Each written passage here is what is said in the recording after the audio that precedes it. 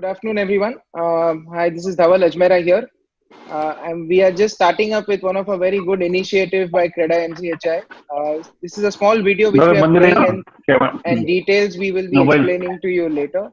As India brings together its collective willpower to fight the dreadful corona pandemic, we can see our health workers working round the clock just so that we can stay safe. Lockdown is the buzzword, and there are these red zones with complete restriction on movement. But what do we do when we need to see a doctor because of a stomach infection, or when we are down with cough, cold, and fever? Our family doctor cannot come, and the general physicians in the neighborhood have their clinics closed. Bharatiya Jain Sanghatna, in collaboration with Force Motors, have provided the much-needed solution to all such worries of every citizen in these trying times. Mobile Dispensary Seva, a mobile van that brings a doctor in your lane at your doorstep. All you need to do is walk across and get your checkup done. This service, which was initiated on the 1st of April in Pune, has been a blessing to thousands of patients across Maharashtra since then. These mobile dispensaries bring doctors extending OPD with general medicine facilities in various localities from morning till evening. The checkups are relieving people of the fear of corona and also helping in the awareness process. The rush in the government hospitals has reduced, and all the suspected patients have also been immediately referred to these hospitals. Well, getting these vans mobile ready is a humongous task in itself. From empaneling the doctors to procurement of PPE kits for them, from ensuring inventory of medicines to fumigating the vans, from motivating the volunteers to mentally preparing the drivers is by no means an easy task. But in spite of these challenges, approximately 50,000 patients have been checked with the help of 67 mobile dispensaries merely within the first 80 days of the launch of the service. Each van services 150 patients per day. This seva has been introduced in Karnataka and Tamil Nadu as well. BJS and Force Motors have now decided to deploy 200 vans and reach a target population of 25,000 patients daily with the support of Lumkad Realty for program management. In these unprecedented times, in order to support the people, the government is taking all the necessary efforts. BJS and Force Motors have taken up the cause of helping the health administration and the citizens through this novel idea. Together, we can fight and win this war against corona.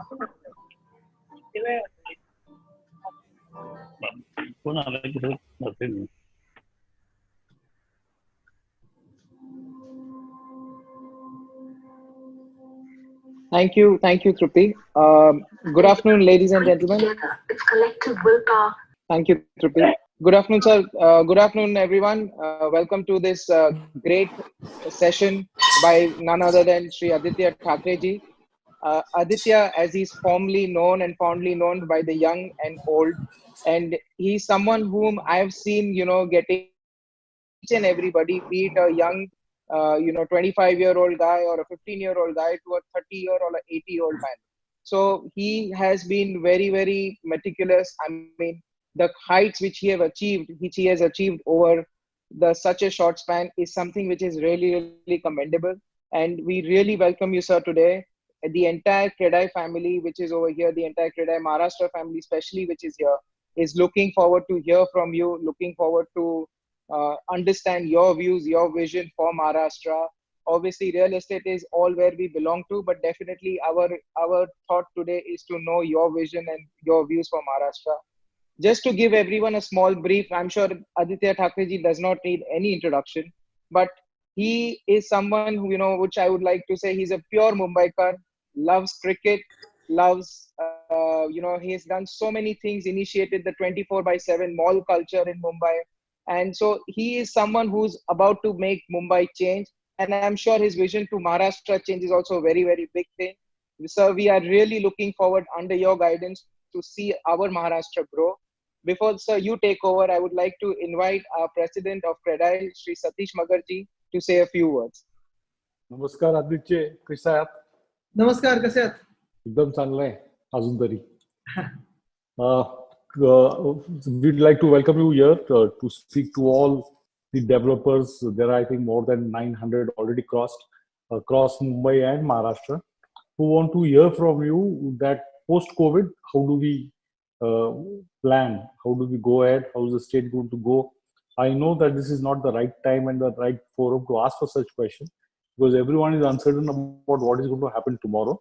But we have to look at the silver lining. I mean, we just cannot sit and gloom over what it is. We are human beings. Human beings are resilient. We fight. We will fight.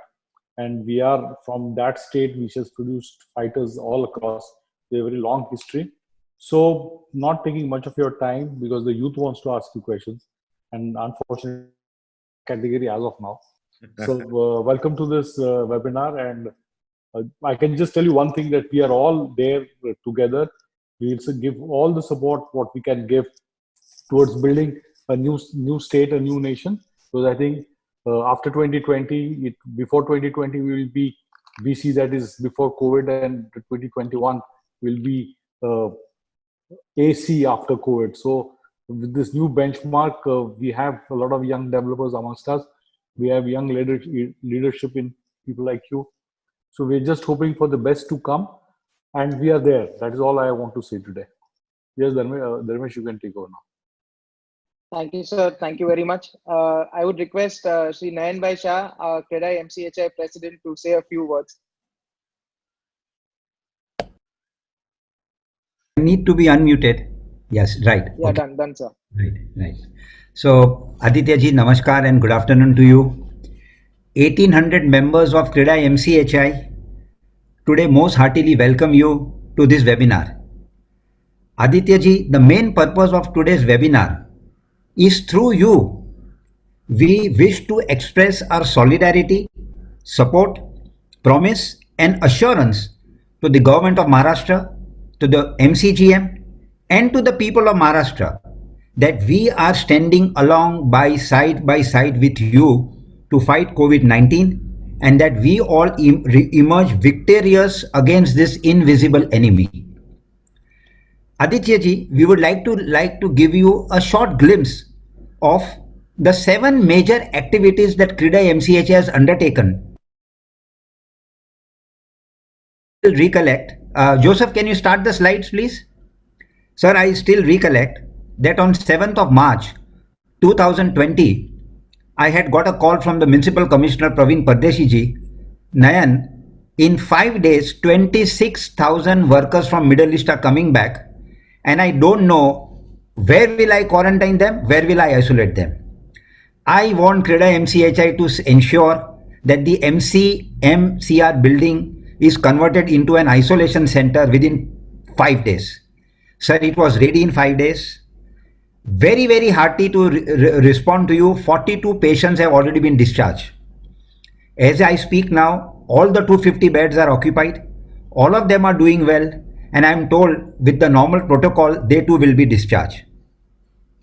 Parallelly, the second activity we took up was publicity, awareness and confidence building. We all wanted to be sure that the people have confidence. People don't get worried with corona. So there was this campaign under the guidance of WHO, where the main was Corona se Darona. This is how the whole campaign was taken further. And 1200 holdings in MMR, 10,000 posters in buses, trains, and all the digital media campaign. Sir, with this campaign, what actually happened was that each and every person, when the real corona came up, they didn't get a shock. They were mentally ready to face it. So this is the second activity we took up. The third activity we took up was that 10,000 personal protective equipment kits were distributed to municipal corporation, to Mumbai police, to Thana police, and to the hospitals. Number of hospitals were ready to fight COVID, but because of shortage of PPE kits, they were not able to start work.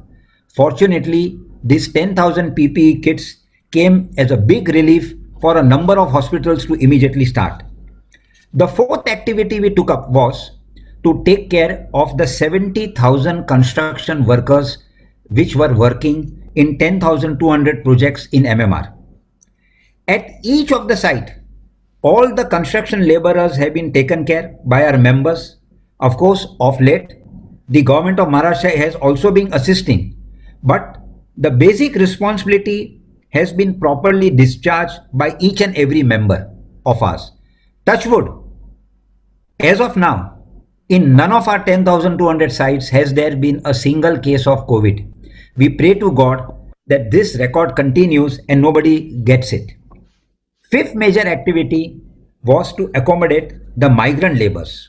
This was a big challenge, sir. This was a big challenge. And to also create additional isolation facility. So, we appeal to all our members whose building were nearing completion, we offered those premises. All our members building which were half finished but good enough to be offered, we offered them for migrant workers.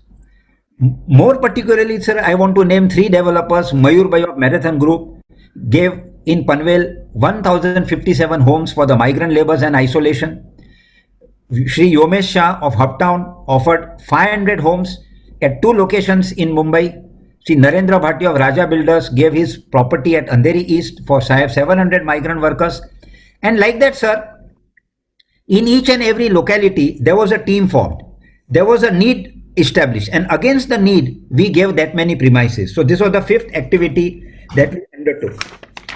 The sixth activity that we undertook was distribution. Is our distribution of the masks and gloves to the police department. And sir, we have also kept a fund of 1 crore ready, that anytime when the corporation or the state government calls upon, we will use this fund to procure the rapid test activity kits. So sir, we at CRIDA MCHI has played a role of a last mile millimeter provider. I will not say, sir, last mile provider, but last millimeter provider. And we have worked as your soldiers on the ground. We have worked like a man Friday to you. And whenever, because we understood that the administration is completely overwhelmed with the different requirements that is coming, and that we need something to immediately be done. Some of the developers who have contributed are Mayfair Housing, Vadva Group, Oberoi Realty, K. Raja Realty, Ajmera Realty, Romel Group, Rustamji, Naman Group, Nahar, Anand Mane, Gundecha Group, Hubtown, Modi Realty, Nilkant Developers, Rishabh Raj and Veena Developers, and all the 1800 developers in their small manner and all. Aditya ji, but for the deep depression, the deep recession, but for the serious liquidity issues, but for the financial stress and unviability and cost of doing business we are passing through, we could have done far, far more than this. Today, our cash flows are so dried up, we do not know from where we will pay our salaries. But each of our members have forgotten their pains, fears, anxieties, and have put service to humanity above their own personal issues they are passing through. One more thing, sir, we want to acknowledge is that the MOF department has cleared all the cases in SIA or in the authority. As of now, sir, we are very happy to say that no case is pending. Thanks, this change happened after you took over the environment department.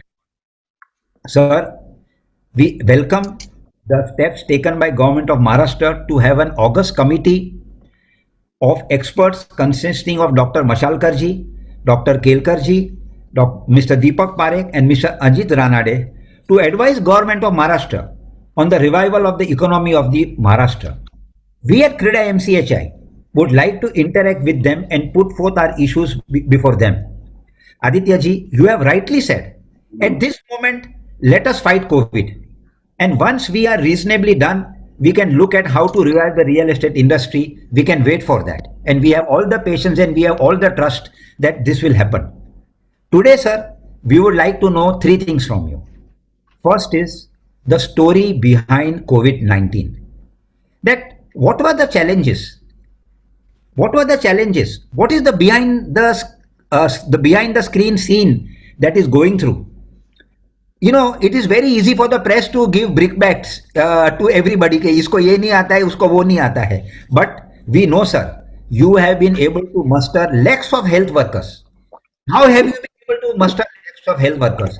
How have you been able to motivate them? How you have been able to bring this logistics, which is a nightmare? You know, no country in the world has been able to do this, what you have been able to do this, sir. So, sir, we would like to know that what innovative things you do, and in the coming days, how do you see COVID likely to spread? When do you think the curve would flatten? This shall give us a great comfort and a sense of security. The second thing we would like to know from you, sir, that how do we make Mumbai slum free? The biggest sufferers in this whole episode, sir, are the slum dwellers. One just can't imagine the pain that they are passing through.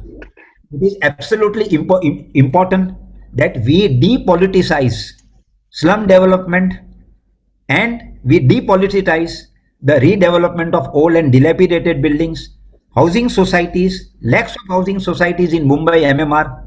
We depoliticize the cluster development in Thana, Kalyan, Ulhasnagar. And how do we bring urbanization a reality in Maharashtra?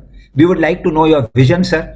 And we want to assure you, CREDAI Maharashtra, CREDAI National, CREDAI MCHI, all the three of us are there with you to face this big challenge. And if you set a time limit, sir, we will see to it that we will achieve that. So that's the second point, sir. And the third that we want to know from you is your vision for the new Maharashtra. Sir, huge amount of infrastructure connectivity projects are going on. Immediately after your government took over, I remember your press release to say that all the infrastructure connectivity projects will go on. And everybody knows that Maharashtra has been highest affected by COVID. We want that after this is done, within 2 weeks, 4 weeks, 6 weeks, whatever, we should rebound. We should see unheard, unseen growth, and we should beat everybody in the country, like, you know. So we would like to know this vision of yours. And sir, finally, I have a little personal connect with you. Although I have known you or met you only for once, but I feel I have known you from a long time because of two reasons, sir.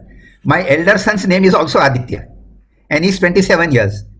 And secondly, sir, I was in the first batch of the Jamnabai Nursery School. I joined Jamnabai in 1971 when I was in the 8th standard. And when I saw you at the Golden Jubilee celebration at the NSI Dome, I was pleasantly surprised to see you there, sir. And finally, sir, our loving Vice President, young leader Nainesh Shah has a pleasant surprise for you, sir. And I will now request Nainesh to please unveil that pleasant surprise to Aditya Thackeray ji, sir. Thank you, sir. Thank you very much. Thank you, President ji. Good afternoon, Aditya ji. This is Nainesh Shah, Vice President of MCHI. Aditya ji, आपके संपर्क में भी है और शांति भाव आपके साथ touch में भी है. तो लास्ट वीक एक आर्टिकल आया था लोकसत्ता में that Mumbai cases are on a rise. There is a huge congestion at the municipal hospitals, and that is where our CREDAI member as well as our senior Shantilal Muthaji and we got in touch. Coincidentally, Vallabh Bhansali ji का भी एक webinar था on the issue of dharma.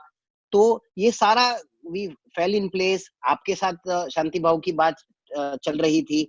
So today, after last night discussion with you and today discussion with Commissioner Saab and Additional Municipal Commissioner Kakani Saab, sir, we are very happy to announce that with Bharatiya Jain Sanstha, जो शांतिलाल मुथाजी ने found किया था 1993 में, Latur and lot of crisis work जिसने किया है, उनके साथ क्रेडाई एमसीएचआई जुड़ के मोबाइल डिस्पेंसरी चालू कर रही है. Just like vendors at your door step, ये मोबाइल वैन डॉक्टर के साथ आपके लेन में रहेगी. जैसे हमारे प्रेसिडेंट साहब ने बताया कि the biggest sufferers are the slums in Mumbai. They are the one of the people who are highly impacted. तो उनको सबसे पहले वहां उनके घर तक पहुंचना है. उनको बताना है कि अगर आपके पेट में दर्द है, अगर आपको सर्दी खांसी, अगर आपको बुखार है, तो वो जरूरी नहीं है कि कोरोना है. आप प्लीज आइए, मोबाइल वैन में टेस्ट कीजिए, फ्री ऑफ चार्ज है. मेडिसिन भी मोबाइल वैन देगी.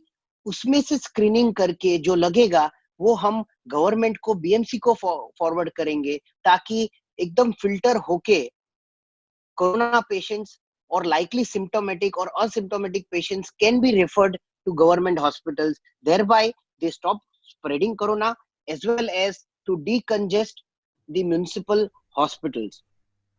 So today, sir, we take this opportunity under your able leadership at every stage. I know this project is close to your heart, sir. Under your leadership, we will do. CREDA MCHI is committed. Today, we are committed to start with one van in each of the ward. That would be 24 wards we will launch today, starting probably with your permission to roll it out at Worli. We are just working on some back office logistics, but we will soon start in Mumbai. Just to give thoda background about in Pune, so far we've been able to screen 68,000 people, roughly, out of which 549 were symptomatic, and out of which 149 are confirmed corona positive patients. So what we feel is, if we can identify those patients before, and अगर हम BMC और government की hospitals को decongest कर सकते हैं आपके leadership के अंदर, तो we feel we will be able to, for our city of Mumbai, who's given each one of us so much, we will be able to give back. And it is under the direct experience of BJS, Bharatiya Jain Sanstha, who have been doing this for more than 30-40 years. So we need your help, sir. We need your guidance, but hands and legs will be ours. Very happy to say that for the first 24 vans, we have already got a donor in place. Mr. Vallabh Bhansali, co-founder of Inam Financials, has come forward and agreed to fund all the 24 vans. And I'm sure in days to come, lot of our members, lot of our people, so money will not be a criteria. The van, the standard operating procedures, everything, today BMC has committed that they will give us 15 doctors and nurses to start with. So sir, we hope then probably next 7 days we'll put everything in place and start rolling out, and we will keep learning on our way. But we are very happy to announce that under your leadership, we should be able to roll this out. Thank you. Thank you, Nenesh. Sir, without taking much time, Aditya ji, everyone is really eager to listen to you and hear you. Just before you start, sir, we would like to welcome Sachin Bhauji. Thank you, Sachin Bhauji, for being here today. And Anand Mane, one of our very young developer, who's also part of your team, and he's also here. So thank you, everyone. And sir, please go ahead. Aditya Thackeray ji, sir. Thank you so much. Firstly, it's a pleasure to be interacting with all of you again with the MH CREDA, because I remember coming to the convention with my colleagues, be it Rohit Pawar, be it Ruturaj, so all of us were there, and I remember interacting with all of you. Of course, firstly, let me thank all of you from the bottom of my heart, and from the Chief Minister as well, and from the entire government, because like Nayanji said, that normally there is this whole view of whether corporates are participating in helping governments in times of crisis. And obviously when this whole perspective has come up in terms of how many people who is helping and things like that, this whole association has not thought twice. They have committed completely their minds, their bodies, their soul, tan man dhan pura leke. BMC ho, state government ho, Pune Municipal Corporation ho, har jagah everyone has supported the government so wholeheartedly. Let me thank all of you. Like Nayanji was saying, the 7 steps, I think these 7 steps that you have taken, these are the broad ones, but there are many more minute ones that you have taken, which I know of and you know of, and probably individuals out here know of that you haven't even spoken about. So let me thank all of you on behalf of the Chief Minister, the Deputy Chief Minister, and the entire government for your wholehearted support. Normally, when we talk about government and government response to any action, of course, right now we're getting a lot of credit about what is happening and how things are being dealt with and how migrant labor is being taken care of when the Chief Minister speaks about this in his address. My personal opinion is government is not just the ministers and the bureaucracy or the MLAs. Government is always all of you as well, because you have crucially supported the government, whichever party it is, by A, firstly voting for it, B, supporting in such times, and C, obviously, other means like paying taxes, creating homes and things like that. So I think you're a crucial part of government. So let me thank all of you for that. This whole thing with the BJS, with Shantilal Muthaji, of course, our association goes back a long time, and I've seen his work all the time. Whenever I meet him, I come out a little scared of that meeting because of the scale of his work. You end up thinking whether one man can actually be doing this and whether this is possible or not. But at the end of it, he ends up doing it. So that is, I think, very, very credible. And one man with a crazy passion to help people like this, I think that is all it takes for everyone to come together and support. So again, thank you, Shantilalji. I've been actually last night I called him, and I'll be speaking to him again. So these are things that we are doing. Of course, I don't need to brief you on what the government response is, because you are an essential part of the government response, and you have been helping us in getting those things done as well equally. So let me jump into talking about COVID. And one of the biggest issues again here is, like you said, that this industry is called the real estate industry. But I'm so thankful to everyone, right from Magar Sahib to everyone, कि real estate zari now currently we are all focusing on the real problem, which is COVID, and you all are helping us with the real solutions, which is on ground. For example, migrant labor. I'm sure everyone knows out here, but currently, as of in Maharashtra today, we're giving food and breakfast to almost 6.5 lakh migrant labor in almost 3,500 labor camps across Maharashtra, giving them breakfast, tea, lunch and dinner. That is 3 meals a day, which is tremendous job. And of course, this is also with the support of corporates like yourself and many other industries. So I think these are things that are really crucial. COVID is something that the world is trying to grapple with. We are fighting an invisible enemy. We are fighting a virus that has brought the world to its knees. And honestly, when I look back in the history of the world, there has been never a time that the entire world has come to a standstill like what it has come today. We have faced many epidemics before. We've faced pandemics before, right from Ebola to SARS to the plague to everything. We have faced world wars. We have faced wars. We have faced a nuclear bomb. Everything has happened in the world. But global transport has never come to a standstill. Global economy, global trade, commerce has never come to a standstill like it has come today. And obviously, this is a situation which no government in the world, no official in the world, no person in the world individually, or not even science till now, has been able to understand or grapple with. All of us are shooting arrows in the dark, trying to find out cure, trying to find how to manage this COVID. And the other side is, of course, we have some set protocols, medical protocols coming from WHO, coming from ICMR, coming from Government of India, coming from Government of Maharashtra, and also individual scientists who are setting certain standards and protocols of managing COVID. As of last night, I can proudly tell you that Maharashtra alone has had 89,197 tests. So when we speak about the only method to manage COVID-19, because coronavirus has existed in India in various other strains, it has existed in Maharashtra as well.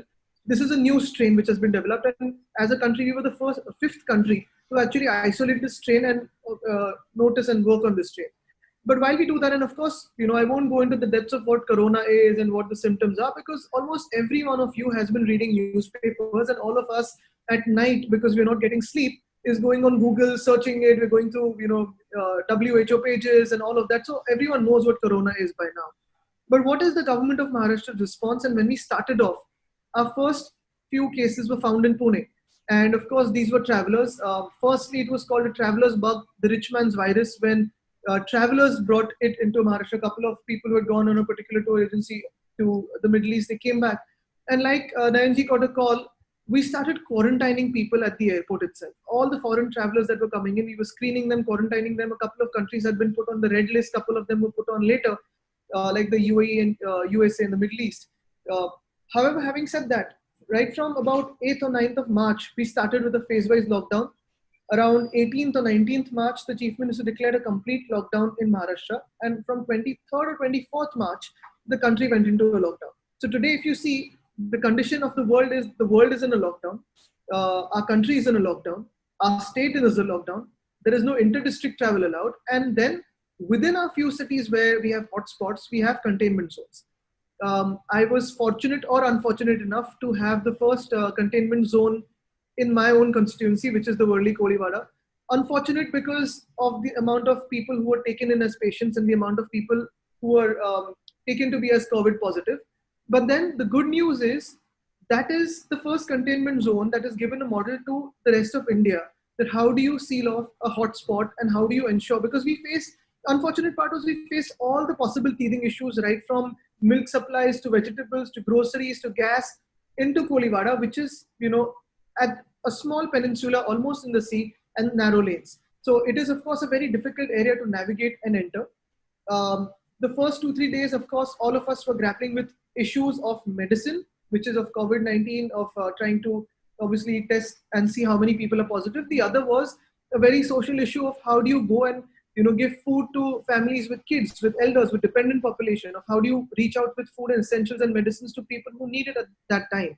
So these were the basic challenges, but later on, the good news is last night, 91 people were released, and now in the next 48 hours, probably 114 more people will be released and sent back to their own homes in Worli. So having the first containment zone, also have a lot of people who are going back, treated and cured and going back. One of the basic challenge all of us across the world face and are questioning is what is the reason or which age group is actually more susceptible or more vulnerable to it. And everyone is saying that the senior citizens, 60 plus, 65 plus, with underlying comorbidity, underlying complications are facing it. Thankfully, again, across Mumbai, we see, and especially in my constituency, we've had people right from the age of 30 to 78 actually going to a hospital because they tested positive, treating it, managing it, and then coming back fully cured and testing negative twice, coming back to their homes in the last few days. The Chief Minister also spoke to the mother of a 6-month-old who had a corona, who got healed and he's gone back home. And he also spoke to a lady who was 86 years old, who had corona, went to the hospital for 14 days, tested negative, and then came back home. So these are the basic issues that, the good silver linings that we are looking at. Of course, many people, almost 86% of all our cases are asymptomatic. And when you are asymptomatic, as per our standard protocol, we have CCC 1, COVID Care Center 1, COVID Care Center 2, and then hospitalization. Most of our COVID patients are going into CCC 2, which means you need no medical intervention as yet. You only need to be in an observation. And obviously, the rest follows 14 days. You have to be in isolation. You will have to be tested twice, negative, and then you can go back home. So all of that is going on. Of course, a major challenge for all of us around the world is while dealing with this, or while testing, there are 3 things. One is test, and the other is contact tracing after that. And then the third is hospitalization. When we talk about test, let me just run you through of what we are doing.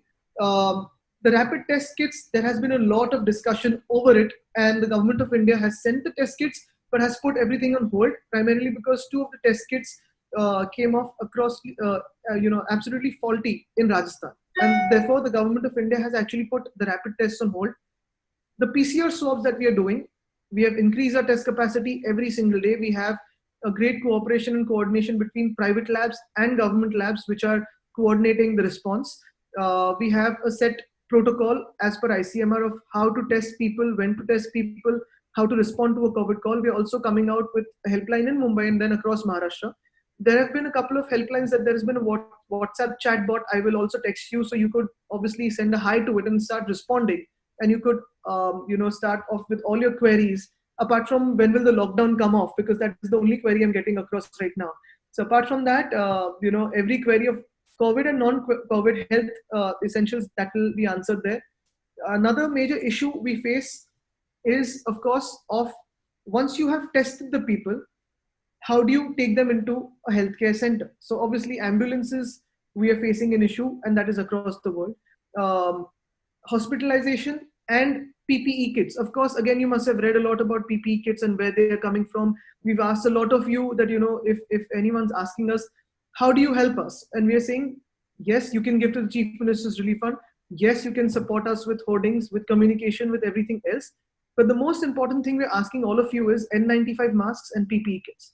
Now, again, there are SOPs set by the WHO, there are SOPs set by ICMR of who can really use a PPE kit, where is it really helpful, where is it not helpful. Because again, while using a PPE kit, the biggest danger is if you don't remove it or put it on in a proper way, if you don't dispose it after removal in a proper way, you can cause more infection to many more people than not using it at all. So this is the major issue. Yes, initially there was a shortfall of PPE kits, there was a shortfall of ICU beds, there was a shortfall of N95 masks, because again, the sort of epidemics and pandemics we've dealt with before, or the sort of public health issues that the world has dealt with before, you have never had the need to use so many PPE kits as you are finding today. And therefore you see the United States of America, you see China, you see Japan, you see Italy, you see Spain, you see India, trying to buy off PPE kits from vendors at whatever rates possible. And in the middle, the rates had spiked up. Some of you who have been helping us and dealing with individual vendors, you must have imagined the rates that have been spiked up. Now, because of many more producers, and especially a lot of people who I know, who I'm really thankful to in the textile industry, they retrofitted their companies, their manufacturing units to create PPEs. They got all the relevant certifications, and they've actually broken the price barrier, and they've disrupted the whole market to give us the PPEs in much larger quantities and at much cheaper rates. So the state is directly procuring from them. Whoever is actually coming to me also for CSR purposes, I'm saying, please get us PPEs more than anything else. So PPEs and hospitals, of course, we are ramping up now. Ambulances is an issue, but there are many more people, many more corporates who are helping us with that.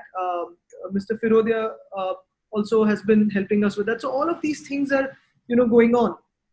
What is the biggest challenge? I'll come to that later, because COVID tackling is one thing. But there are two more issues that I really want to speak about. I've spoken about the traveler's bug. The bug has now, if you see, moved from high-rise societies and buildings into slums. That first thing of transmission has happened. The center is, of course, going by predictions and algorithmical, mathematical predictions and projections that are saying there will be a spike in the country, like other countries in the world. However, we're doing everything we can, everything we must to hold that spike. Now, the obvious question is, what use is a lockdown? How much long will the lockdown go on for? One of the persons actually speaking here also said, we will be focusing on a post-COVID world, and that won't be the priority now, like the person said.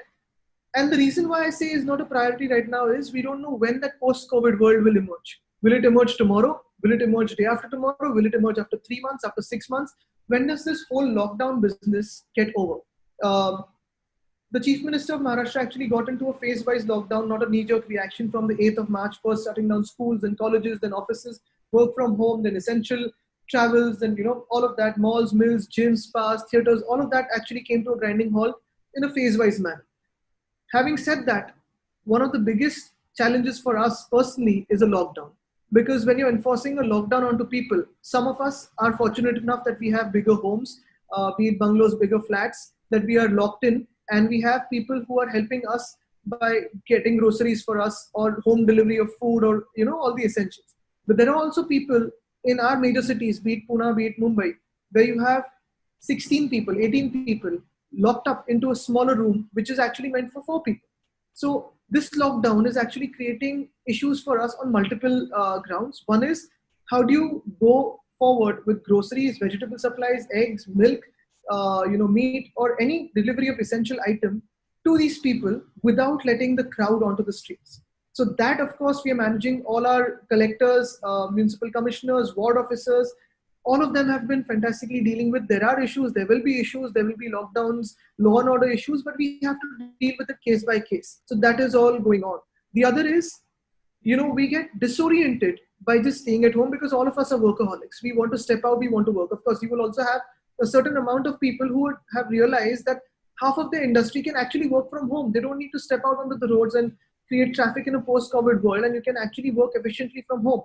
But there are also some of us who are wanting to step out, go and help people, do our work and keep the industry running so that the staff you employ, the employees you employ, are not pushed out of industry. But while we do that, a lot of us are also being disoriented. We have started two major things for that. One is a mental health care helpline with the Birla Group, and the other with the Project Mumbai Group. So, on a particular day, we get about roughly 5,000 to 6,000 calls on that. A lot of them are also to do with anxieties of their own jobs, the industry, when the lockdown will be over, will I lose my job? What is the post-COVID world? When is it coming? What if I get COVID? So all of that. And the other is we've launched a helpline, which is of course 100, which is always ongoing, but we are increasing our police force onto that, is for domestic violence. Because obviously there are some homes where women face domestic violence when things are not going as per what the family feels like. So these are two things we're really grappling with. The third thing which we really face a challenge, and we are trying to deal with that very swiftly with the task force, is the death rate. The death rate is only high due to two reasons. One is comorbidity, which is underlying complications, which may be BP, diabetes, hypertension, or any other ailment which comes along with COVID. But that also escalates only and only when the case or the symptomatic patient really comes in late to a hospital. So we've had people who have come to hospital and collapsed. We've had people who have come to the hospital and died in 3 hours. And that is only because a symptomatic case has not really been brought to the right hospital well in time. So we're working on a helpline which will be launched today or tomorrow, which actually enables you to call up the helpline and say what you are facing. In that meanwhile, you will have an ambulance dispatched, coming to you, giving you an option whether you want to go to a private or a public hospital. And the facilities for both will be the same.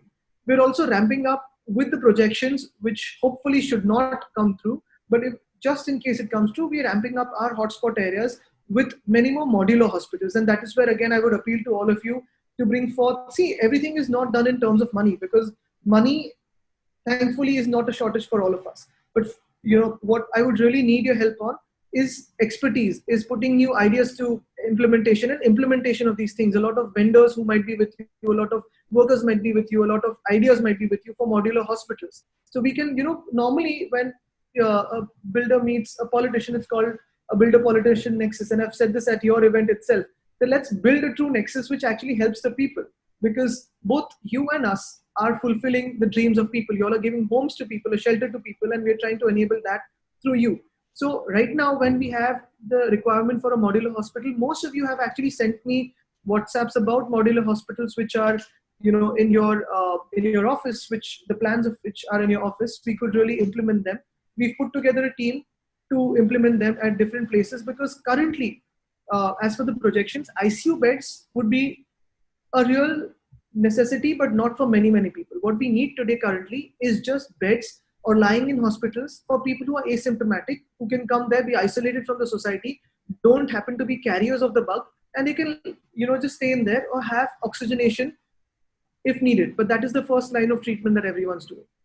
The biggest challenge that I want to address with all of you, and in terms of the society at large, is we are dealing with the bug, we are dealing with the virus, we're dealing with PPE kits, N95 masks, hospitalization, modular hospitals, we're dealing with the death rate, everything we are dealing with. A challenge that the world is facing today, and especially India is facing today, is fake news and social media, because these are two things where incidents are being put into communal light, incidents are being put up onto television with the most absurd imagination, and then instigation of violence. I think these are things we need to really deal with and put down in the strongest form possible, because these are things that won't create a good impact for a society any which ways in any time possible. But currently, when the police force, law and order enforcement agencies, all of us are trying to stay home, trying to stay, trying to keep people home, everyone's under duress. There are social media people, trolls in fact, who are trying to communalize things, trying to spark riots, trying to create hate. I think that is what the biggest challenge is, and that is what we need to address in a very strong manner. So these are the basic issues of the COVID and post-COVID world. Post-COVID world, of course, I'm expecting sometime around June or July, but I don't know whether that's an accurate prophecy, because obviously there are projections happening, there are spikes expected. We don't know when international flying, domestic flying will start, domestic travel will start. But the post-COVID world will definitely be something which is way different than the pre-COVID world. Like Magar Sahib rightly said that you have BC and AD, and you will also have pre-corona and post-corona worlds, because like 9/11 changed the entire security aspect and apparatus of the world, changed the way we started flying out. Corona will also do that for sure in a very medical way. We will have to look at our healthcare facilities. We will have to look at our own habits, starting from our own habits, because how do you keep safe? Of course, you will have a shortfall of hospitals if the patients increase. You will have a shortfall of hospitals and PPE kits and N95 masks and ICU beds if the patients increase. How do you prevent that? The way to prevent that is by breaking the chain. The way to prevent that is by a lockdown. The way to prevent that is to stay home, stay safe, stay indoors, keep your hands sanitized, washed, not touching surfaces at all, not touching our faces. I see a lot of people with our faces on the hand. That is again very, very dangerous. So these are basic habits that we as the human race would have to change in a post-corona world. After SARS, many Eastern countries, many Oriental countries started using masks. Is that necessary for a country? One of the questions you raised is, of course, the transmission has happened to slums, and that is one of the biggest challenges we are facing when we're making containment zones in slums. So how do we expedite the housing industry, the real estate industry, to make homes faster? How does the government support them and reduce the delays is also something we'll have to look at, because some of the countries that have been successful in implementing a lockdown have also had home units which have a toilet within the homes. They have individual home units unless they have a community housing, unlike what we have today. So these are things I think we need to give a broad thought about a slum-free Mumbai, about infrastructure, about economic growth. Like someone rightly pointed out, we've made a committee of experts, of economists, and they of course will be meeting each and every sector of the country and of obviously industry, and figure out what a post-COVID world is, because we don't need to just rejuvenate the industry. We also need to give a stimulus package to rejuvenate it. We need to give incentives for industry growth after rejuvenation, because rejuvenation will bring you back to a status which you are alive. But how do you make it fitter? How do you make it run after getting life again? Is a question that we need to really ask ourselves. I wouldn't commit to any fulfillment of any promises right now, or any questions right now that would be about whether we can do this financially or whether we can do this financially, because of course that will be a larger thought. And the Honorable Finance Minister will discuss with the Chief Minister, with the economists, all of that. But all your suggestions are needed, because like I said, we're all in this together. And when we're in this together, we have to come out of this together. Many people, many industries, much of the economy is dependent on you. A lot of the dreams of people buying homes are dependent on you. How do we come out of this very successfully? Also will be largely dependent on you and us, together as us, because how do we help each other is the main question. Thank you. Thank you very much, Aditya ji. It was a great insight about Corona, and I think a lot of us, we've been hearing through news, been hearing through other mediums, but I think hearing from you gives us a lot more insight and a lot more information. Thank you very much for this. Sir, we obviously have a lot of questions coming up, and this session has been, curated as a youth session, and we have a lot of youth wing members from all over Maharashtra wanting to come and ask you a few questions. Before we go for the questions, sir, we have a few suggestions and things that obviously we see you as the future of Maharashtra and our voice to the government. Sir, our request is only one thing, that I'm sure government is definitely going to, as you said, is going to take a lot of steps towards the betterment of Maharashtra and the economy as a whole. And you have a team which is there with Deepak Parekhji and many other eminent personalities over there.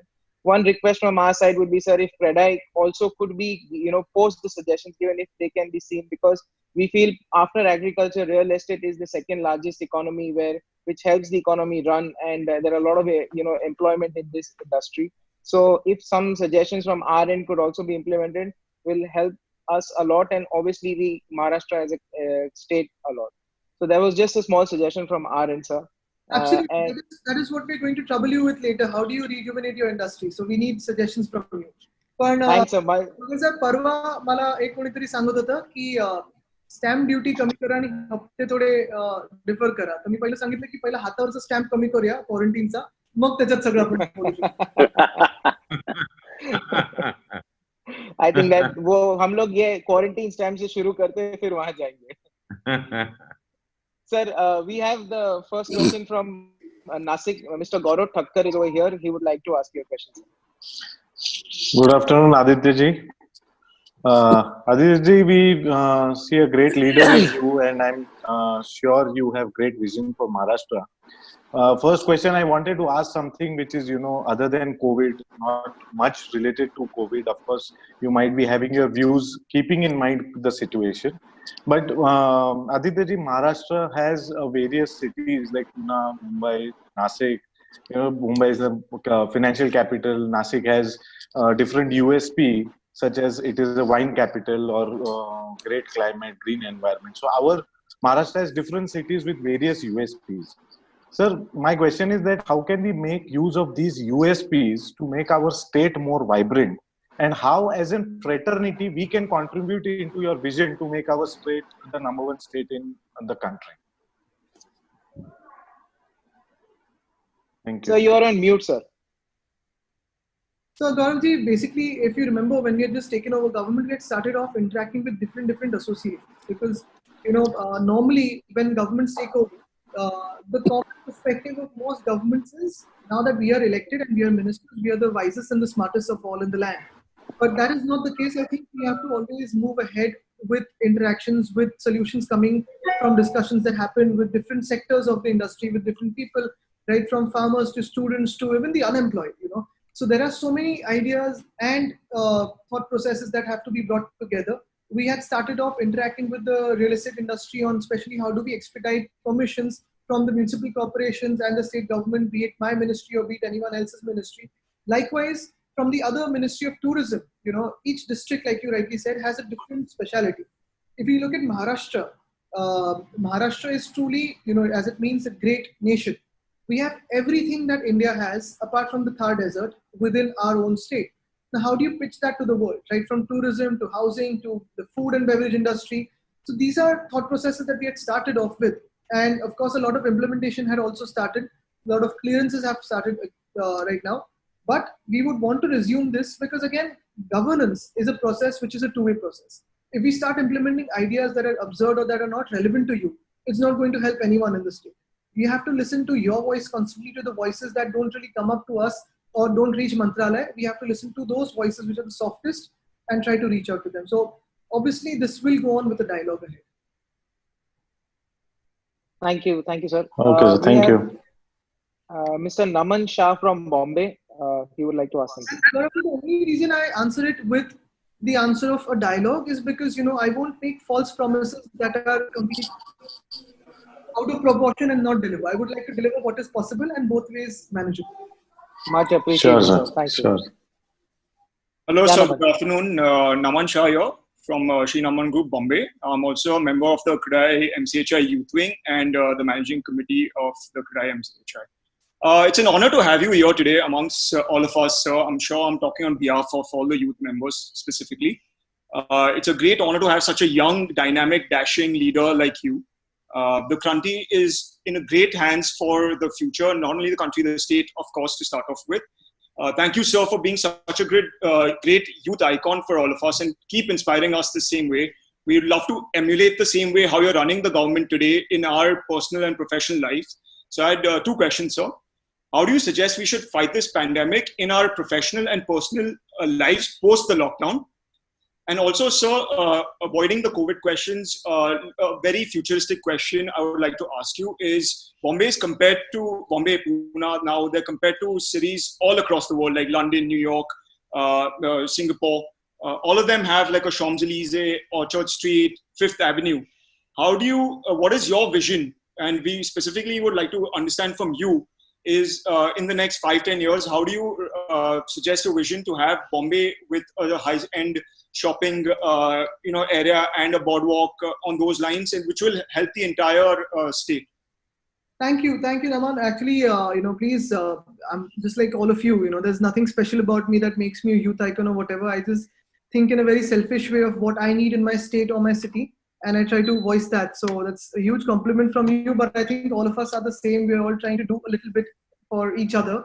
And, I think the biggest satisfaction is when at the end of the day, you help someone or you do something which is good. It is that feeling that gives you satisfaction. You like to go to work. I think that is very important.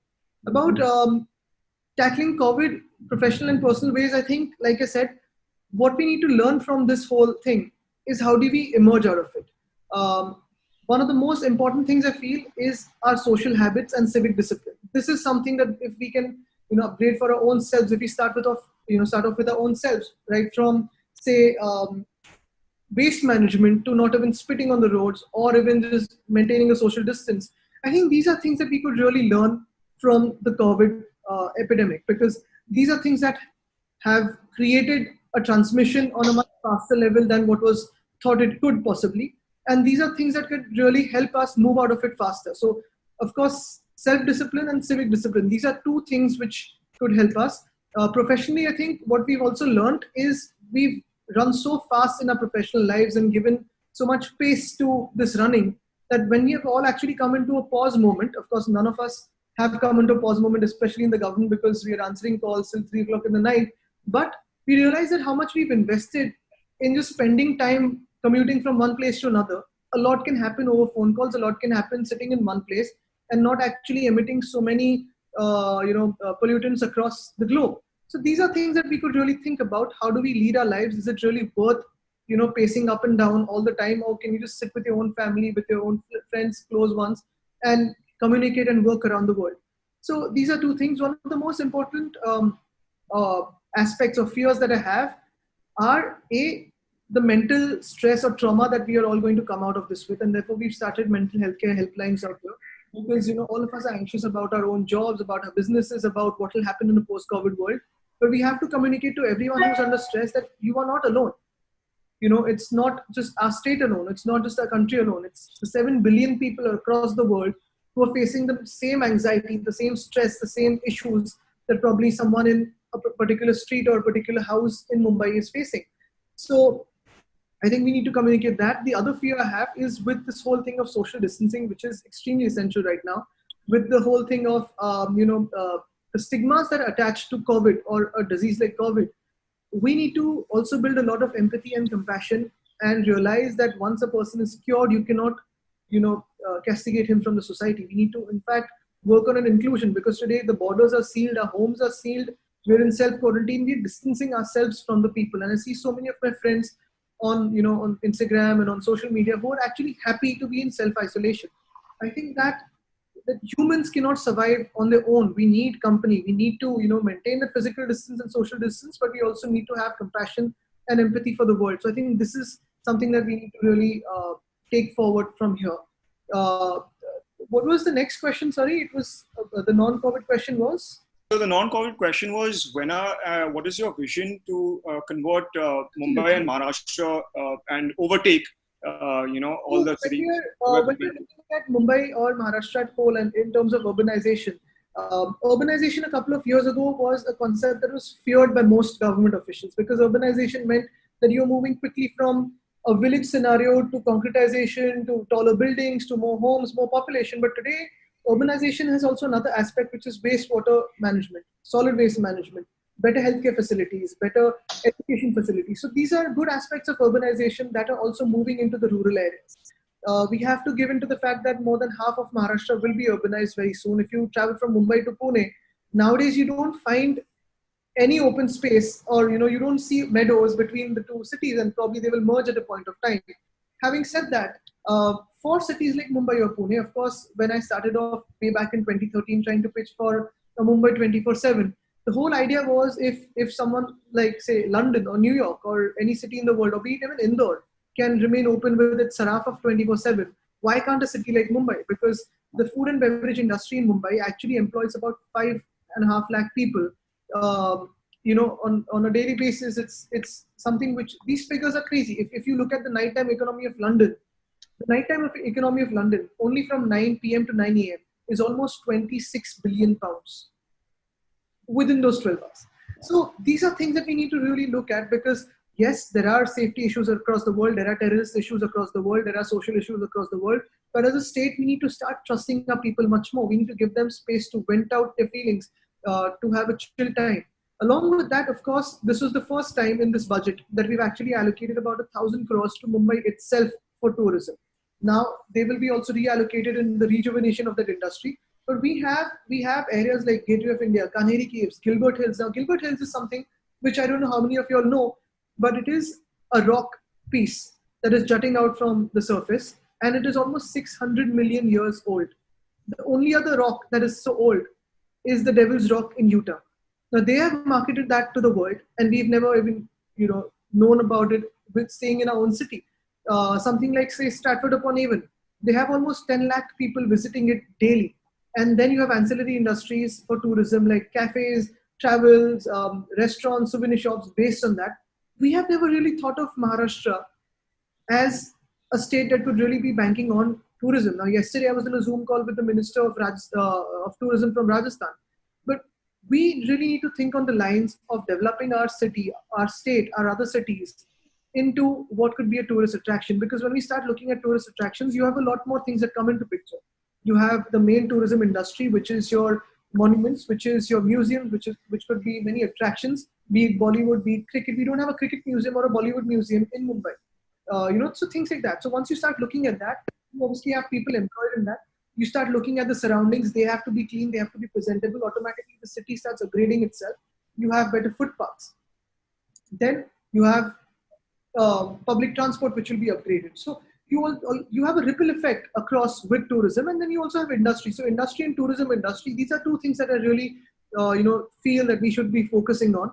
Of course, the upgradation of a city, it is the first time probably that the municipal corporations of Mumbai and Pune have actually started working with architects and city planners, young students who could actually look at the city in a different way. How do you do smaller interventions that could help you in big time? For example, Bloomberg City Lab is working with the Mumbai Municipal Corporation for giving us better pedestrian movement. Now, if you have noticed while driving around, you will come to a grinding halt at the signal.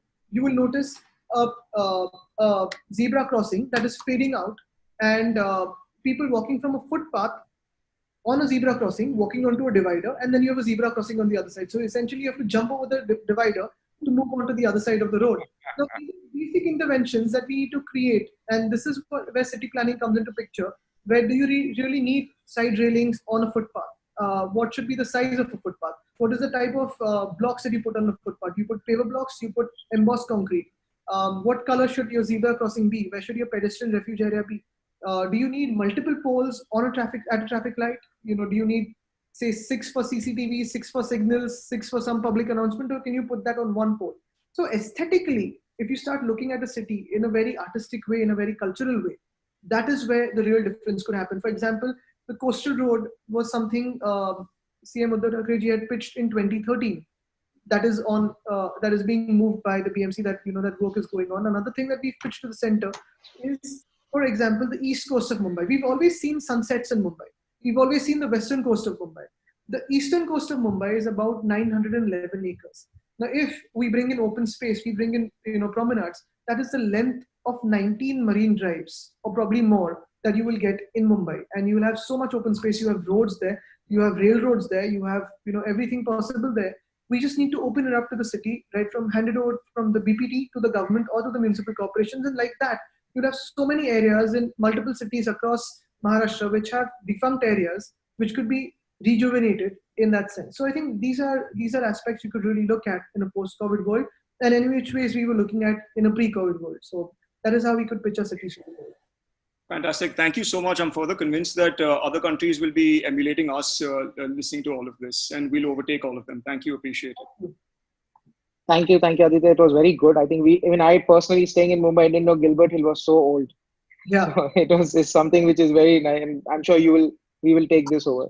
We have another question from Mr. Girish Raibageji. He's from Kolhapur. Girishji, can you please ask the question?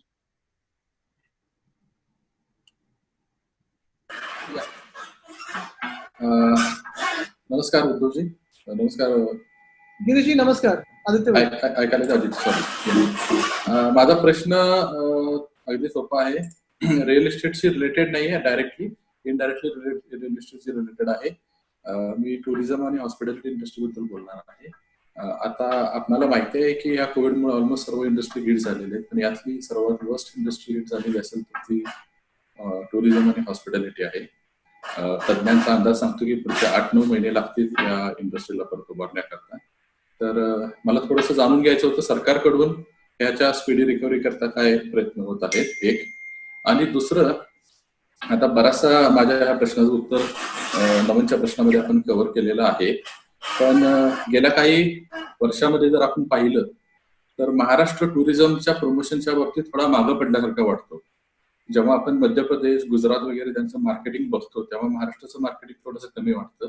ज्या लहान शहरं आहेत महाराष्ट्रामधली, मग कदाचित औरंगाबाद असेल, नाशिक असेल, कोल्हापूर असेल, माझं या ठिकाणी खूप काही पोटेन्शियल आहे टुरिझम करता. ते एक्सप्लोअर करण्याकरता आपण काय विजन ठेवता? नक्कीच टुरिझम आणि ट्रॅव्हल इंडस्ट्री जशी हिट झाली आणि मी बघतो की त्याच्यानंतर एअरलाईन्स किती टेक ऑफ घेऊ शकतील का, हॉटेल्सचं काय परिस्थिती आहे. अर्थात हॉटेल्सनी पण खूप मदत केली, काही काही ठिकाणी क्वारंटाईन सेंटर्स बनवायला, काही आयसोलेशन सेंटर्स बनवायला, हॉस्पिटल्समध्ये जेवण देतात, पोलीस स्टाफने जेवण देतात. पण हे सगळं करत असताना जसं मी सांगितलं की प्रत्येक इंडस्ट्री आपली महाराष्ट्रातलीच नाही तर जगभरातली ही अफेक्टेड आहे. त्याला साधारण काही ना काहीतरी डॅमेज झालेलं आहे. पॉजमध्ये आहोत आणि नंतर त्याच्यातून रिज्युव्हिनेट कसं करायचं, लोकांना फिरायला पण भीती वाटेल अशी सगळी जगात परिस्थिती आहे. आणि जे काही वाचतोय आपण, मला वाटत नाही की हे काही कसं ह्याच्यातून बाहेर पडू आता तरी कोणाला ह्याचा अंदाज आहे. पण प्रत्येक इंडस्ट्रीसाठी जसं मी सांगितलं की एक छोटा आपला स्टडी ग्रुप झालेला आहे आणि ते प्रत्येक इंडस्ट्रीशी बोलून आपण काही ना काहीतरी प्रत्येक इंडस्ट्रीसाठी करू शकतो का, त्यांना मार्गावर परत आणू शकतो का, त्यांना त्यांच्यासाठी नवीन काही करू शकतो का.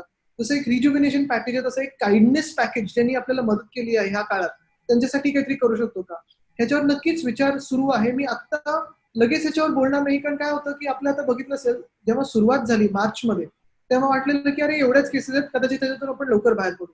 मग जसं एप्रिल जवळ आला तसं अरे आता एवढंच झालेलं आपण कदाचित बाहेर पडू. पण जगाला जसं वाटतं की बाहेर पडू, सिंगापूरनी शून्यावर केसेस आणल्या, लॉकडाऊन उचललं आणि केसेस सडनली राईज झालेले आहेत. तर ह्याच्यातून बाहेर किती वेळानंतर पडू, हे कसं होईल, त्याच्यात सरकारला पैसे किती लागतील नंतर आता डील करायला, हा सगळा जर विचार केला तर आता माझ्याकडून कुठचंही ह्याच्यावर वक्तव्य होणं की किती आपण पॅकेज देऊ शकू, काय नक्की मदत करू शकू, मला वाटतं ते योग्य ठरणार नाही. त्याच्यात एक पूर्ण जगातला विचार होईल आणि त्याच्यावर आपण नक्कीच प्रत्येक इंडस्ट्रीला मदत करण्याचा ह्याच्यात आपला मनोदय आहेच आणि तो आपण करूच. दुसरी गोष्ट म्हणजे जसं आपण सांगितलं की महाराष्ट्रात, मी आता पण तेच सांगत होतो की साधारण टुरिझम इंडस्ट्री ही आपण कधी ओळखलीच नाही.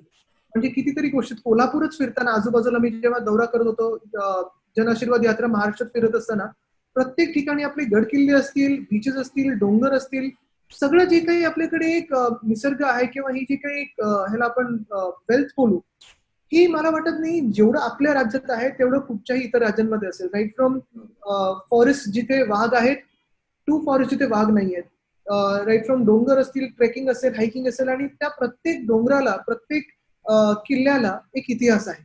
पण हा इतिहास आपण किती जगासमोर नेलेला आहे. जेव्हा आपण कुठेही फिरतो, जसं आपण विंडझर कासलला गेलो, लीड्स कासलला गेलो किंवा कुठेही गेलो, तिथे गेल्यानंतर आपल्याला ते कानात एक यंत्र देतात आणि पूर्ण एक इतिहास आपल्याला सांगितला जातो. तिथे प्रत्येक गोष्टीसाठी एक वेगळा चार्ज लावला जातो. मग तुम्हाला बाहेर पडताना सोव्हिनियर शॉप मधून बाहेर पडायलाच लागतं, म्हणजे तुम्ही बाहेर पडताना काही ना काहीतरी घेता. तर मार्केटिंग जगाला आपण आपलं स्वतःचं कधी केलंच नाही आणि ह्याची सुरुवात आता आम्ही करत होतो. अनफॉर्च्युनेटली हे सगळं कोरोनाचं जे काही सुरू झालं त्याच्यात आपलं पूर्ण जरा स्टँडस्टिल झालेलं आहे. पण सुरुवात जी झालेली कामाला ती काही थांबली नाहीये. म्हणजे जे बॅकएंडला काम सुरू आहे ते आपलं सुरूच आहे, ते आपण नक्की पूर्ण करू. आणि thank you thank you sir. ये टूरिज्म के पॉइंट ऑफ व्यू से एक और भी कई सजेशन आए थे. वन ऑफ देम वाज कि भाई आपने पूरे महाराष्ट्र में स्पेसिफिकली मुंबई, पुणे, नासिक सब जगह इतने सारे नालेज है. जो नाला है, जैसे अगर आप यूरोप में देखते हैं जहाँ पे वेनिस है, एम्स्टर्डम है, वहाँ पे वो नाले पे वो लोग they are doing local transportation या टूरिज्म पॉइंट ऑफ व्यू से. If I don't know if we can, as this will help in tourism and environment as both, because of cleaning of nalas as well as as a tourism point of view. If sir something can be done and started as a pilot project somewhere, and this can definitely help a lot. So this was one of the suggestions which had come in. In that there are two methods to it. One is, of course, whatever effluents are being released from the industries, we're coming down hard on them. Whoever is being compliant with the industry environment norms, we are actually giving them incentives. But river cleaning, nala cleaning in cities, we have to expedite it. Mithi river is going on. Abhi Oshiwara, Dahisar, Poisar river का tender निकलेगा. मूला मुठा का शुरू है, नाग नदी का शुरू है. तो ये not just for tourism but even for aesthetics of a city, I think it's very important. Culturally for a city it's very important. Environmentally it's very important. Of course, the rivers in Europe, I was just reading, Rhine river took about 20 years to clean up. It probably be faster than that. But this goes both ways. There is siltation, which is a natural process. Desilting of that happens so that the river doesn't overflow. But siltation is not essentially bad. What is bad is the effluents that we as untreated waste release into the nala or the sea or the river, which is because of wastewater treatment not being in place. So we are implementing that. And the other is the floating debris, which is whatever we throw into the nala. I think as soon as we start looking at our civic habits, this will also improve. So we have last two questions, and then we have a little different rapid fire round for us as UK members. So we just request one question coming from Anand Mane, sir. He would like to ask you. I don't think you should allow Anand to ask a question. Sir, namaskar. He has specifically requested us that he would want to do that. This is Anand Mane representing real estate. Sir, I'm on the other side today. So, sir, the question is about, how you are conducting yourself these days. Sir, first of all, you come from such a big legacy, the family that carries such a big legacy. The amount of pressure and responsibilities that come along with it, sir. How easy or difficult it is to manage that. Plus, sir, individually looking at yourself the way you are calm and composed with this crisis going on. Sir, I'm sure a lot of young developers like me today are going to face crisis in our work. So can you give us some tips on how to manage ourselves personally and how to be such nice, calm and composed during this crisis, sir? Anand, thank you. That's a very tough question, tougher than COVID, because how to remain calm is obviously every person has a different way to react, and some of us can react like, say, you see different birds. Like, for example, if there's a pigeon and if you make a noise, it'll start fluttering and fly away. And there are also ducks and swans that are actually pedaling below the people. And on see that everyone's calm and composed. So I think being calm is something I take from my father. The moment you are not calm, your colleagues will start panicking, and then the work won't happen. So whatever the condition, whatever the crisis or the situation, be it a victory or a defeat or a victory again, you have to remain calm, because you have to treat all of them equally. That is how they will start respecting you and treating you. So that is one. And about the legacy, I think you have to be thinking as that you're fortunate enough and not of it as a pressure, because there's a reason that you were born in a particular place at a particular time. Not just me, every one of us. And not getting into the deeper philosophical things of karma or the reason to be or whatever. But I think everyone has been born in a particular place, especially all of us. We've got birth in a place where we can actually do something for ourselves and for others. So whatever you find satisfaction in, I think that is your calling. So you shouldn't take the pressure. If you're taking a pressure in a particular field and not enjoying it, there are people who love pressure and enjoy it, and there are people who take pressure and not enjoy it. If you're taking pressure and not enjoying it, you have to leave the field and do something you really enjoy. But as long as you enjoy what you're doing, as long as you know your intent is good, and you can look into the eyes of the other person and say that I'm not doing anything wrong and I'm loving what I'm doing, I think that is where you can really succeed. Okay, sir. Thank you. Thank you so much, sir. Thank you. Thank you. I think it was a very great piece of advice. I think in today's stress time, and a lot of young developers are under stress and they probably have this anxiety, this piece of advice will really go a long way. Thank you, Aditya ji. We have Ketan Ruikar from Pune who would like to ask you a question.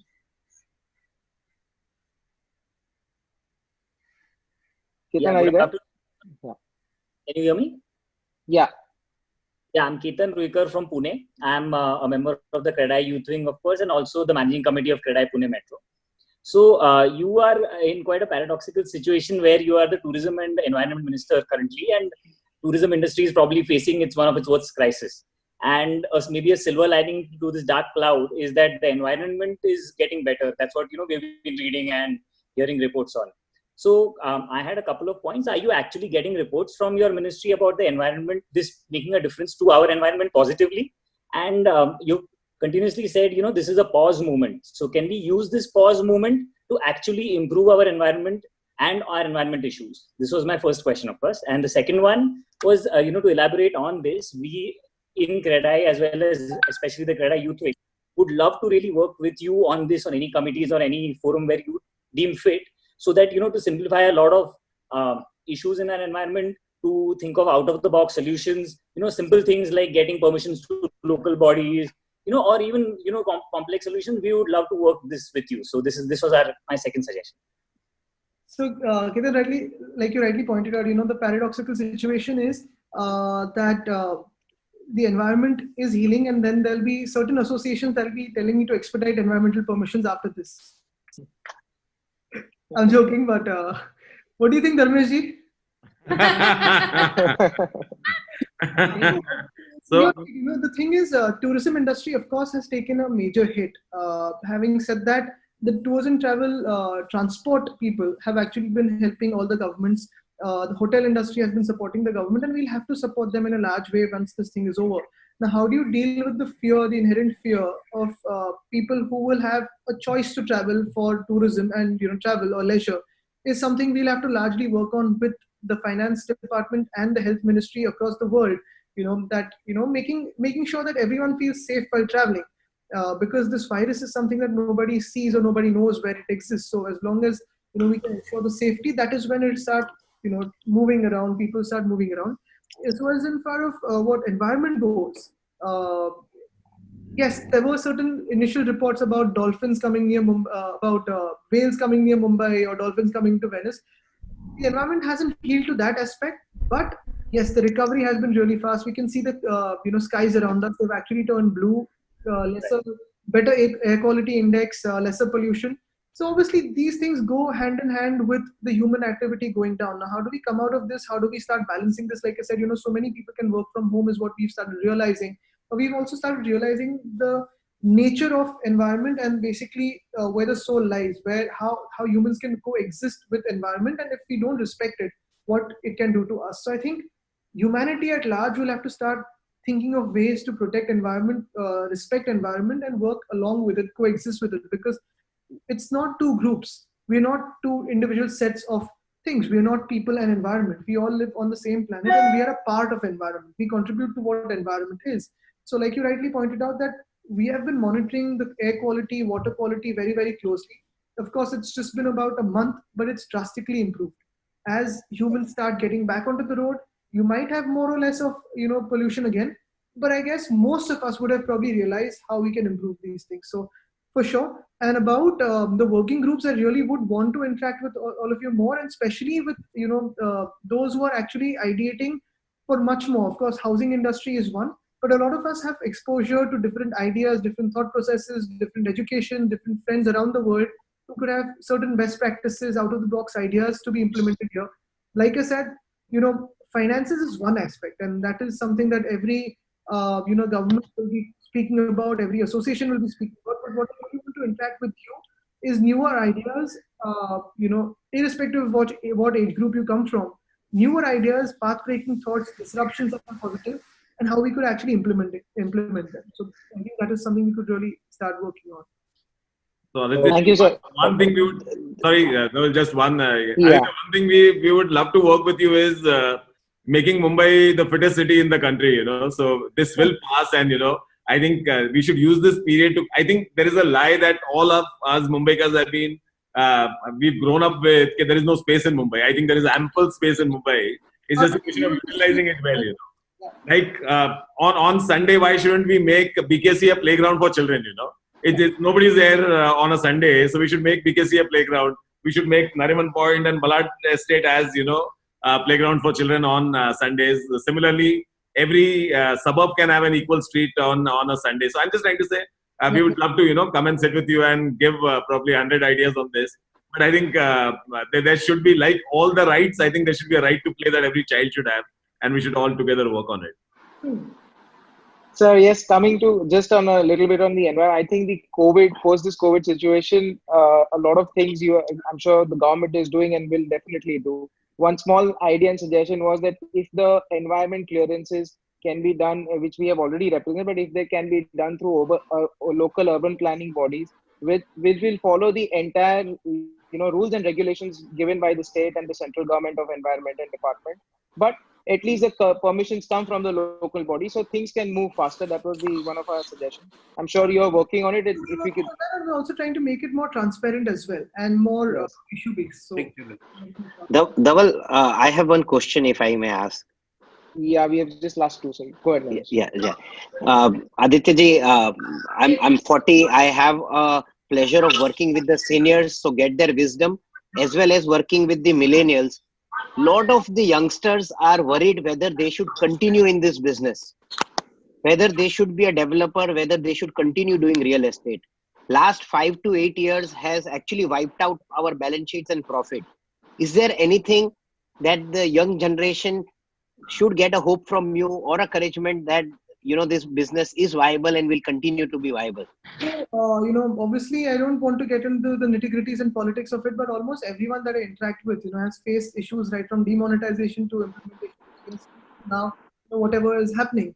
So yes, and then of course, then every industry likewise started getting issues. So, I would only ask them, if not real estate, in which industry would you get into? And you need to be, little more persistent.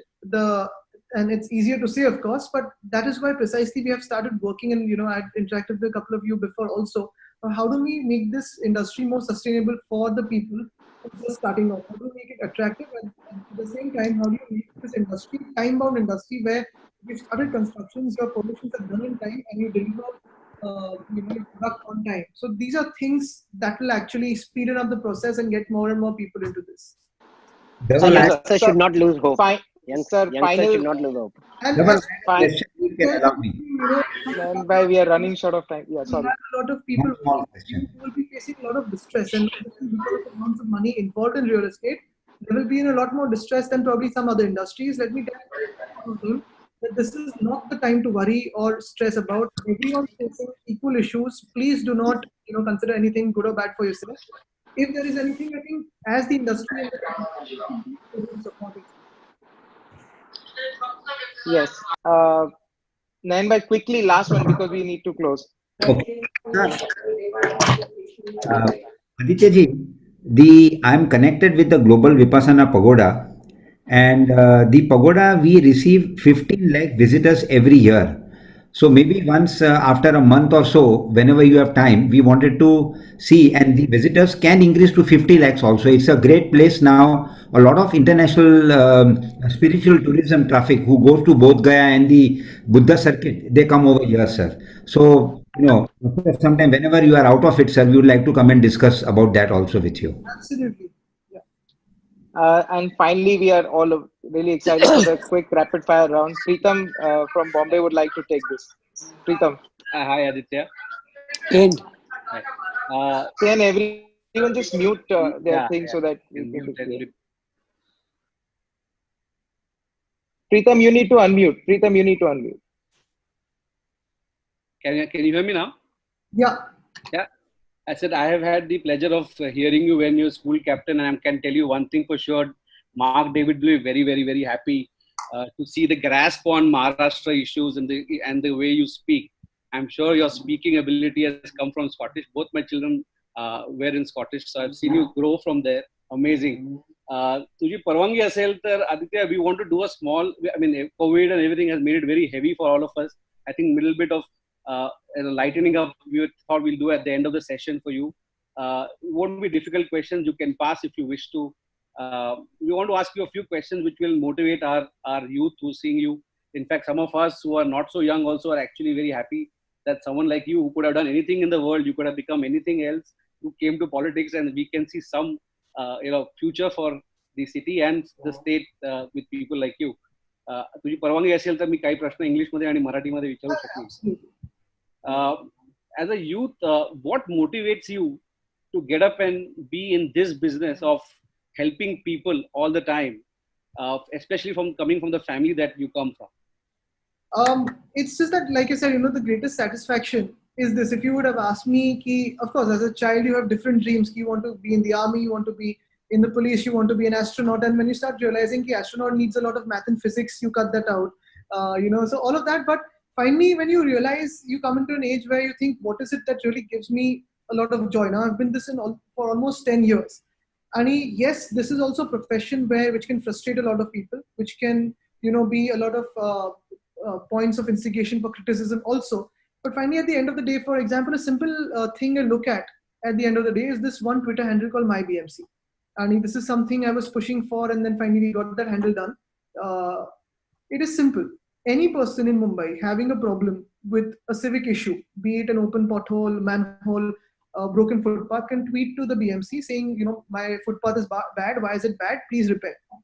And within 3 hours, action is taken and a photograph is posted, and the person is at least satisfied, if not happy. So, at the end of the day, when you look at this whole action, which has made someone happy, given a smile to someone, helped someone, move in an ambulance from one point to another, saved someone's life, I think this is the satisfaction that you really want to derive from what you want to do. And that is what, I can tell you one more thing. Maybe when you're younger, you look slightly more older, you may have to have the beard. But with your maturity that we can hear you now, I think you can shave it off and take it on with your deeds. If I shave this off, I look like a 15-year-old. So, yeah. The second question is, if you're not in politics, it's a difficult question. What would be the other alternate, profession that you would be in? I would be probably in any other profession trying to get back into politics. Oh, you're young but very mature. How do you define happiness for yourself? Satisfaction. That is what is happiness probably, because for me, when you have that joy of something happening or something good that is done, you derive satisfaction out of it. That is happiness. So it is both ways actually. So satisfaction, you are not supposed to be satisfied with everything you do, because otherwise there is no next level to it. But with satisfaction there is happiness. With happiness there is not equal amount of satisfaction. You can be happy at an action but not be satisfied with it. Wow. I can tell you one thing, we had great respect for the family when they were inside the bungalow. I can tell you it was a great courageous move by dad and you yourself to come out and take executive positions. And I can only tell you that a lot of my friends, a lot of my business friends, after seeing Uddhavji, our respect has only gone up in the way he's handling the government. I mean, thanks for doing that so well. My next question is, what is your favorite hobby? I'll come to another question related to this. What's your favorite hobby if you can pursue a hobby in this tough time? It was earlier poems, then I realized that they can get embarrassingly, very sappy. Reading, traveling, playing cricket earlier, then, there's a lot of cheating that happens in that when we play cricket. So you lose your voice at the end of the day after all the screaming and shouting. But yeah, traveling, reading, that's quite something that I've stuck on to. I can tell you, I played a match against you at the MCA and I never got batting because you batted up to 52 not out. At that match, remember, if you played at the MCA ground. Yeah. BKC MCA. Yeah, BKC. One last thing is, it's a short professional life that you'll learn, but what would be your greatest achievement till date? I think I would not want to count anything as an achievement till now, because it's always a continuous process. So I think let's keep it going. Thank you so much. That's all from my side in terms of rapid fire. Thank you, Preetham. Thank you, Aditya. It was great.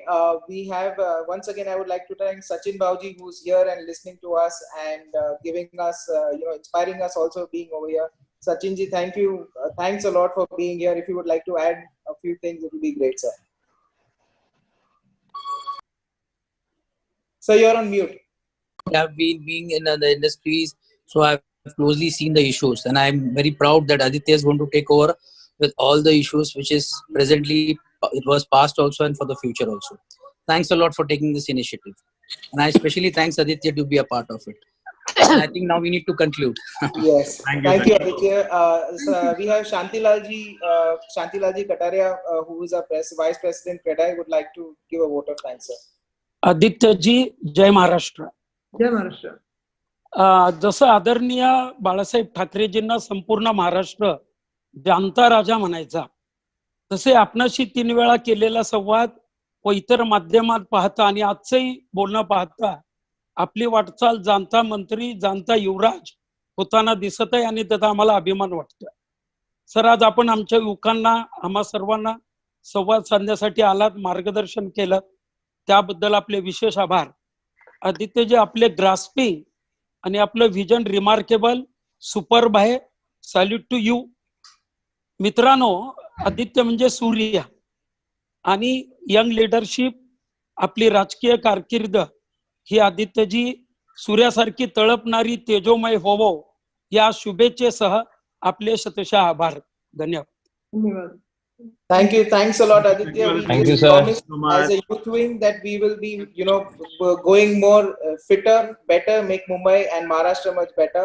And we would want to also start cycling and going to our workplaces if you can initiate something like this, and we would all love to do that. Yeah. Thank you. Thanks a lot for spending so much time with us. Thank you. Thank you very much. हारेगा Thank you, corona, Aditya ji. जीतेगा Thank you. India. Thank you. Thank you so much, everyone. Thank you, sir.